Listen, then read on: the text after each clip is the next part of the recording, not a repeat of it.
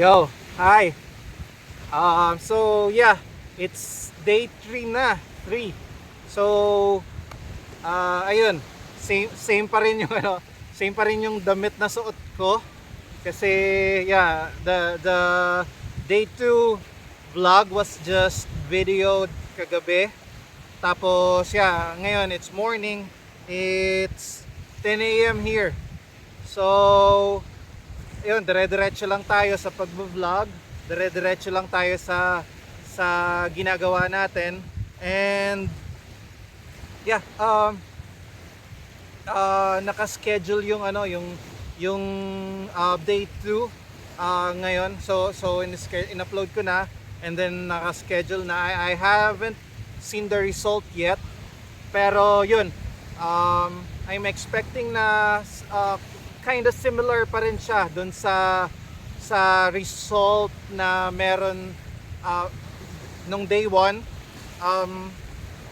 I'm not expecting any significant change yet kasi wala pa tayong ini-implement na mga malalaking bagay. I actually haven't done anything different aside from the little things lang. Syempre yung oras, nagtatry ako ng panibagong oras. Pero same location pa rin. Binago ko, medyo lumayo lang ako ng konti sa camera. So basically mga minor changes pa lang din. So I don't think ma-realize din yun agad ng mga na mga gaya nyo na nanonood unless sabihin ko kasi sobrang minimal lang. So yan, so far yun. And inaako lang, kumbaga pinapractice ko lang, tinitingnan ko lang kung alin yung medyo mas okay for me pa lang.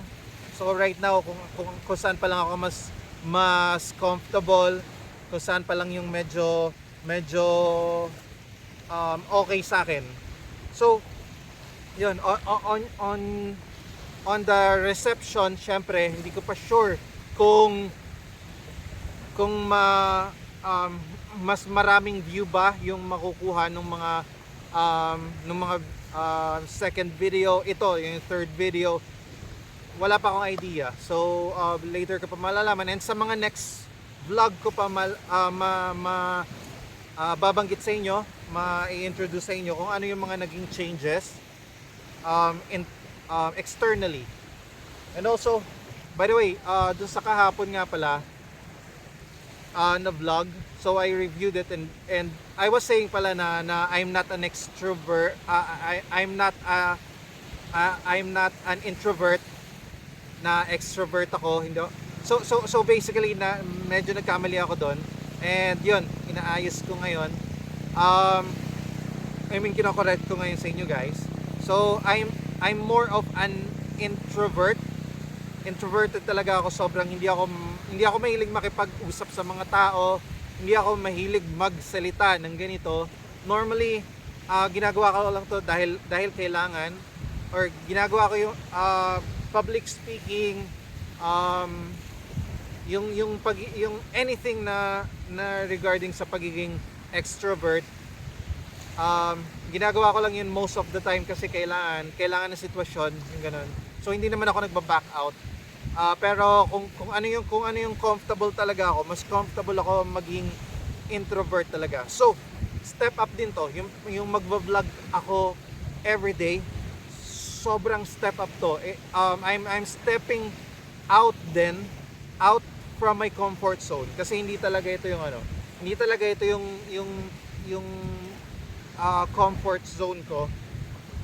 Hindi talaga ito yung normal na mode ko. Yeah. So, yeah, I just want to discuss further kung ano yung mga hindi ko pa na-discuss from last night, from yesterday's vlog. Yung difficulty and considerations ko kung bakit half ng heart ko is parang gusto na mag-quit, gustong wag nang ituloy yung pagbo-vlog kasi yeah, unang-una mentally hard talaga siya. syempre yung expectation natin, normally, gusto natin maging ano talaga mag-viral talaga, maging okay talaga right away. Yung mga bagay-bagay, yung yung unang yung unang sabak natin, gusto natin talaga maging okay na. Pero yun, um, yung mag-upload ako, yung magte-take ako ng time every day, as in, magte-test ako ng light, I mean yung lighting ng camera, magse-set up ng camera, maghahanap ng location kasi hindi naman lahat ng beaches dito or hindi naman lahat ng location okay, 'di ba? So nasa public area lang ako, so may mga time na meron talagang naka-occupy dun sa beach. So maghahanap pa rin ng area, and yung lahat ng time na ginagamit ko para doon pag i-edit, syempre, I mean pag-go right now hindi ako masyado nag-i-edit. Ang editing ko is kapag hindi okay yung yung video, syempre uulitin ko. And normally ginagawa ko lang sa mga unang minute lang. Tapos kapag hindi okay, erase and then gawa ng bagong video. Pero yung buong video dire-diretso eh. So kung gaano siya katagal, kung 30 minute man yung video ko, at talaga 30 minutes na no edit talaga yun. Parang redo ng video kung magkamali sa unang part. Pero kung magkamali sa middle part, parang ika-cowboy na lang talaga. Wala nang gagawin. Dire-diretso na, wala nang redo kapag sa middle or sa huling part nagkamali. Ayun. So yung unang part, minsan dalawa tatlong try ako, tatlong try, and then kapag yung pangatlo medyo okay na, dire-diretso na yun, wala nang edit kahit magkamali. Like ngayon, yung like last night pala, na ngayon kino-correct ko yung sinabi ko nga na extrovert ako, kasi ang extrovert is hindi masyado nagsasalita. So yung definition ko nagkaiba doon, nagkapalit, nag-switch. So hindi ko na realize until panoorin ko siya last night, and hindi ko na siya i-edit. Iko-correct ko na lang ngayon kasi yun nga, walang edit yung ginagawa ko ngayon. And for the time being, nag-explore pa rin ako ng software na gagamitin ko eh. So wala pang mga edit pa for now. And gusto ko talagang i-explore din yung moment na eto lang talaga. Parang what happens if kayo susubukan yung mag-vlog na wala kayong edit, ano yung mangyayari? So yun yung ini-expose ko ngayon. Yun yung pinapakita ko ngayon kung ano yung mangyayari. Aside from that, maraming medyo difficult na part pag-upload, syempre. At saka yung idea, yung reality na sa lahat ng effort na nilagay mo for the day, sa lahat ng stepping out of your comfort zone, yung mga ininvest mong time, effort, even sa equipment, tapos 10 lang yung mag-view, wala pa na magla-like, tapos yun nga, yung first ko, 4 lang yung nag-subscribe, mga kaibigan ko pa, mga sinabihan ko pa talaga. So medyo medyo tough mentally. Ganun talaga, syempre. Pero hindi ako nagrereklamo kasi part ng process 'yon. Ini-inform ko lang din sa inyo guys na ganun yung dapat niyo expect, ganun yung mangyayari on the first day. Ganun yung normal na flow ng mga bagay-bagay. Ayun. Sina-check ko lang yung yung notes ko. So, yun. Medyo mahirap din mag-create, of course, mag-e-effort ka rin mag-create ng description. Kahit description lang 'yan. Syempre gusto natin medyo okay pa rin than most. So, nag-e-effort pa rin sa description, nag-e-effort pa rin sa thumbnails. So, yun. Additional effort yun. Hindi lang paggagawa ng video, hindi lang pag-show up ng 30 minutes pagsasalita dito, kundi even yung mga post-work, um, post video work or pre-video setup, yung mga ganun. So may mga ibang bagay pa that would take effort, that would take time. It takes time to upload then, kasi yung mga unang na-try ko 4K yung unang dalawang video, I'm trying uh, I'm trying to upload 180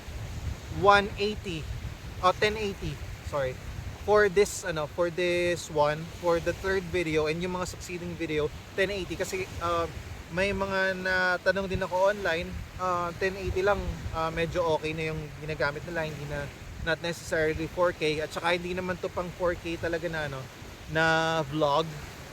So hindi naman to travel vlog or something na kailangan talaga 4K. So basically yun, 1080 yung kasunod. Pero nonetheless, ilang gig pa rin yun. Yung dalawang video na una, pareho more than 5 gig. So ito hindi ko alam, baka 4 or 3. Pero yun, still takes time to upload. Lalo na nasa island ako, hindi ganun kabilis yung internet namin. So it would really take time. It takes time and energy, as I said earlier, para maghanap ng right timing. Kasi syempre marami rin akong ginagawa yung location din, and considering na mayroon din akong trabaho, I'm trying to make a living din, may negosyo, may mga consultancy, may mga trabaho din ginagawa. So ang daming layers on top of this na kailangan ko munang unahin yun, kailangan ko munang gawin bago ito. Kasi this one, I'm doing this na walang return of investment talaga. I'm doing this to learn and to share with you guys din, para alam niyo na kung paano i-execute din. Kung sinusubaybayan niyo ako, matututo na rin kayo sa mga ginagawa ko. Kung ano yung natututunan ko, talagang sinishare ko the next day. So may mga naka-line up din akong content. Actually dapat different contents yun everyday, di ba? Pero yung first three ngayon is all about yung mga unang steps sa pag-vlog. Siguro yung mga next vlog ko, i-introduce ko rin kung ano yung mga equipment na ginagamit ko. So yung mga ganun.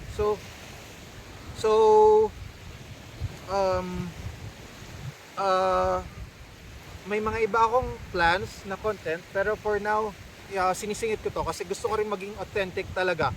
Kung ano yung para malaman nyo, para makita nyo, para ma-introduce ko, ma-expose ko kung ano yung kung paano talaga yung journey kapag siseryosohin nyo talaga yung pagba-vlog. I think mas harder kapag syempre may contents, may skit. Siguro that's why yung ibang mga vloggers, hindi sila everyday nag-upload. Usually once a week or 2 times, 3 times a month. Kasi kailangan talagang pag-isipan, kailangan talagang i-prepare yung skit, yung content. But anyway, nonetheless, kailangan din talaga ng effort. Hindi talaga madali. Especially mentally, hindi talaga madali. Kasi kahit nagawa mo na lahat ng effort na kailangan, yung result hindi pa rin in one day mag-show up hindi pa rin immediate, hindi pa rin instant yung in a stop, andyan na yung return of investment mo. Talagang sa una wala pa talaga. Yun. And yun, siguro dapat hindi ako nag-start bigla-bigla na everyday yung commitment. Um, Kasi ah, ang hirap mag-allocate ng time eh. Ang hirap mag-allocate. Parang iniisip ko uh, half ng day or even more pa halos yung yung ginagamit ko para mag-vlog. So uh, pag-determine, pag-set up, pag-outline kung ano yung topic, kung ano yung mga didiscuss ko, tapos yung mga post-work pa.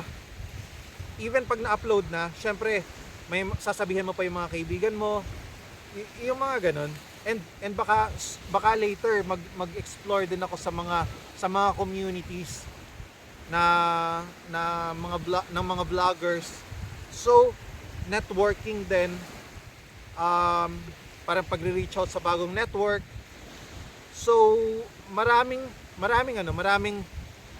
aspect na hindi makikita behind the scenes or beyond sa 15 minutes, sa 30 minutes na pagba-vlog ko. And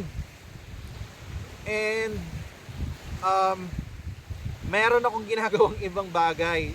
Nagtatry akong kumita, nagtatry ako mag-build pa ng empire ko, of course, ng business. So, sobrang laking commitment. This is a really, really, really big commitment. I just want you to know, guys, na kung gagawin nyo yung pag-vlog, expect nyo talaga na kailangan nyo talaga mag-commit. Pero I'm hoping and I'm expecting talaga na matututo din kayo, and at the same time at the same time matututo, at the same time nun may rewards, hopefully, along the way. Hopefully magkaroon ng monetization, and I think bonus na lang din yun. Mas importante talaga para sa akin yung matututunan. Parang nag-aral, parang pumasok talaga ako, but this time papasok ako buong taon.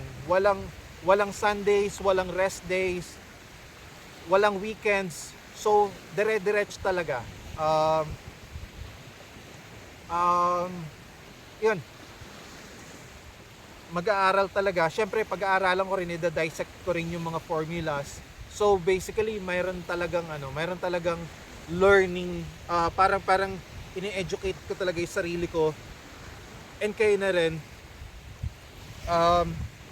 So yun, yung effort medyo dun mapupunta, yung investment, time talaga, time and investment talaga ng utak at saka ng puso. Yun. Pero siguro sa ibang tao, you can try siguro weekly. I would recommend weekly. Pero do it consistently pa rin. Yung walang stop, non-stop talaga, tapos dire-diretso every week talaga. No skipping any week. Just for the sake na matuto talaga. Yun talaga yung isa sa pinaka-importante. Tapos if may traction na kayo, if maging okay na, marami ng subscriber, dire-diretso pa rin, huwag kayo mag-stop. Kahit kumikita na, dire-diretso pa rin. Consistency is very important. And yun din yung gusto kong i-try. I mean, gusto kong makita kung ano yung result eh. Kasi may pina-follow din ako, which is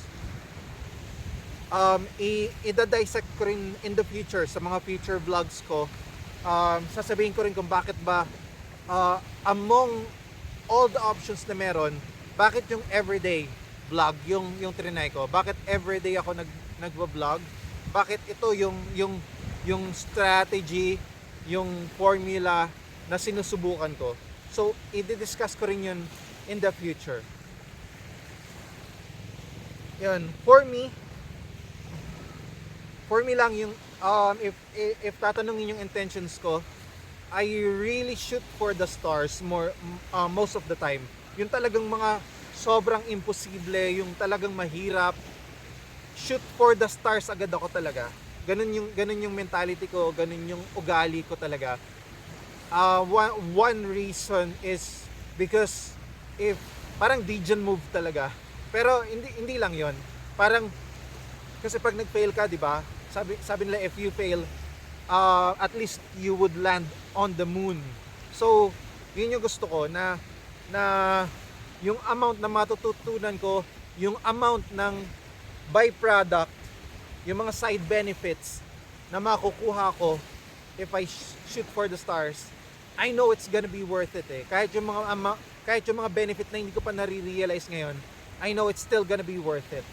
I know na kahit hindi ako maging successful after 365 days, ang dami ko pa rin matututunan. I know how to do it. Kahit pa, let's say, mag-vlog na lang ako every month or every week. At least, alam ko na yung process eh. Alam ko na yung mga hindi ko dapat ginagawa.